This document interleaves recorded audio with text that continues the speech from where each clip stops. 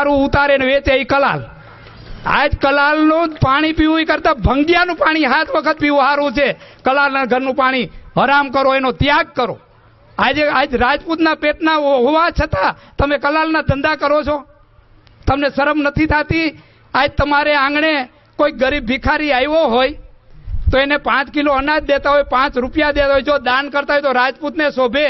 પાછી હરિજન કોરીને વાઘરી તમારે આંગણે આવીને બાપુ કોથરી દો તો બાપુ કોથરી લઈને એને દે. આ તમને શોભે છે?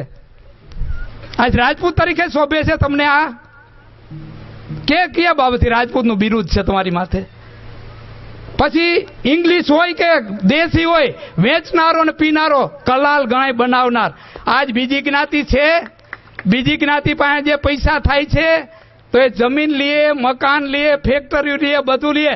આપના સમાજમાં પૈસો થયો તો કાં ફટકડી લીએ, કાં છરી લીએ અને કાં ગળનો ડબ્બો નવસાર લીએ.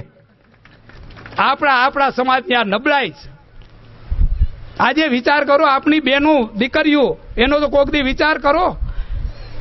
આજે અહીંયા ઘણા બેઠા છે, પીપેડી ગામના હગા પણ ગણાય છે. પીપેડી ગામમાં જો આજે 32 રાંડું બાયું બેઠ્યું બિચારી આ દારૂના પતન થવાથી.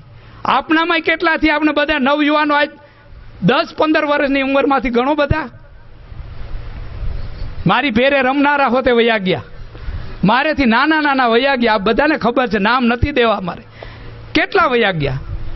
આજે 250 વીઘાના ધણિયા પાટલા હામાં પડ્યા રે વયા ગયા છે. કઈ શાહ ગામમાં રહેવા મકાન છે? આ દારૂએ પતન કર્યું. આપ બધા નજરે જોવો છો, કોઈની ઓલી બાકાત નથી, બધાને ખબર છે. તો તમારે હજી પાછું નથી વરવું તો આમાં દશા શું થવાની છે? એ કહેવા માટે મારી આજ ફરજ પડે છે કે આમાંથી કાંઈક બહાર આવીને ઝીણકા કુમળા છોકરાઓની જિંદગી સુધરે, બાળકોની. એને માટે કોશિશ કરો. આજે બેનું બિચારી શું કરે? પીને આવો તો એને મારો, ધોકાવો, ગમે કરો તો એ શું કરે? રડીને આંગળા પાડીને 4 દિવાલની વચ્ચે. આજે બીજી જ્ઞાતિની બાઈ હોય, રિહામણે વહી ગઈ હોય, છૂટાછેડા કરી નાખાવે. રાજપૂતાણી જેવું સહન કોઈ નહીં કરી જાય. રાજપૂતાણી 4 દિવાલની વધારે જુરી અને છેલ્લો હોય તો એનો આપઘાત સિવાય કાંઈ નથી. આજે એ નાના બચ્ચાને ઉછેરે, તમારા ગેરશબ્દો સાંભળે, તમારું અપમાન સાંભળે. આ બધું સહન કરીને કેટલી ઘડી સહન કરશે? આપ વિચાર કરો. એક દિવસ આવું જો વાતાવરણ ધીરે હરકતું રહે ને, તમારા ગામમાં કોઈ દીકરી દેહે નહીં, તમારા ગામની કોઈ દીકરી લે નહીં. એક દિવસ એવો સમય આવીને ઉભો રહે. આજે ઝીણી દ્રષ્ટિથી 18 ગામના માને તો સમાચાર મળે છે આશ્રમે, 18 ગામના માણસો એવું બોલે કે ક્યાંય ના જડતું હોય ને તો ગધેથરમાં મળે. આ મિની દીવ બનાવી દીધું તમે, મિની દીવ. દીવમાં જેમ બધું મળે ને એમ અહીંયા બધું છૂટછાટથી મળે, કોઈ રોકનાર નથી. અને તમને બધાના મનમાં અહમ છે, પાવર છે. અમને કોણ કાંઈ કરી લે, અમને કોઈ કાઢી. આ ધજાવાળી ગાયત્રીમાં ને હિસાબે તમારો આડો પડદો છે. બાકી અટાણે કાયદા એવા છે તમને કોઈને ના છોડે. કાયદા એટલા બધા કડક છે, સજડ છે. આજ આબરૂની કિંમત એની છે. આજે જે અધિકારીઓ આવે ને એ એમ ઘણીવાર બીજાને કહે છે આ બાપુના આશ્રમ આડો આવે છે. વિચાર તો કરો, હવે તો વિચાર કરો.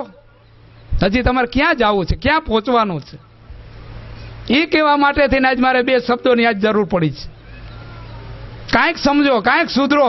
અને આ છેલ્લું ગણો કે પેલું ગણો, જો આમાં કાંઈ સુધારો આવે, નવયુવાનો જાગે અને કાંઈક આમાંથી સુધારો લઈને જો કાંઈ કરશો તો હું તમારા અવનવા સારા પ્રસંગોમાં મારેથી બને ને એવી મદદ પણ કરીશ, આવીશ, હાજરી દે. બાકી આમ જો બગડતું તો મારે અહીંયા આવવાની કોઈ જરૂરિયાત નથી. આજે મારું કુટુંબ કેને મેં કીધું ને, મારું કુટુંબ આખી દુનિયા છે, મારું ગામ આખી દુનિયા છે. આજે આવો, જુઓ આશ્રમે, જુઓ કેવા ચાહનારા, કરોડોપતિ, અબજોપતિ, આમ તેમ. આજે સામેથી ના પાડવી છે ભાઈ સાહેબ હવે અમે અહીં કાંઈ નથી જોતું. આવે તો એમ કે અમે એટલું લઈ આવીએ, આમ લે ના અહીં કાંઈ જરૂર નથી. ના પાડવી પડે. આજ બધાય રાહ જોઈ રહ્યા છે. દાન દેવા માટે લાઈન લાગી છે ત્યાં. આજે એ નામ લખાવીને વાંચાવીને તો તમને ખબર પડે. આજે એ લોકો એવું વિચારે છે કે બાપુ ગાયત્રી આશ્રમમાં, ગધેથળ ગામમાં આજે રામચંદ્રદાસ બાપુએ અવડા પગ તોડીને, કેટલી બધી હડિયું કાઢીને, કેવડી મહેનત કરીને જે અહીંયા ગામમાં, જૂના ગામમાં અહીંયા મંદિર બનાવ્યું અને ગધેથળનું ગુજરાત સૌરાષ્ટ્રમાં નામ રોશન કર્યું. ગાયત્રી આશ્રમ બનાવ્યો પછી આપને આવડા પ્રસંગો કર્યા ને, એ તો દુનિયામાં વિદેશોમાં હોતે આજે ગધેથળનું નામ રોશન છે. એ ગધેથળ ગામના રોશન છે. એને તમે હવે એને ઓઇલનો પીસડો ના લગાડો, એને કલંકિત ના કરો. એટલું તમે જાળવીને તમારે સંભાળીને રહેવાય એટલું આપ રહ્યો. એને માટે હું ખાસ તો એ માટે કહેવા માટે આપણે થોડા મુદ્દા હું લખીને એ માટે આવ્યો હતો.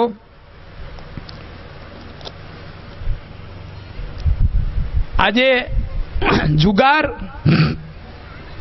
ને દારૂ, આની હું બેની એક વાત કરું છું. આપને બીજું કોઈનું નામ લઈને તો હું કહેવાનો જ નથી. જે શાસ્ત્રોના અનુરૂપ જે ઋષિ મુનિઓનું મંથન કર્યું એની વાત કરી રહ્યો છું.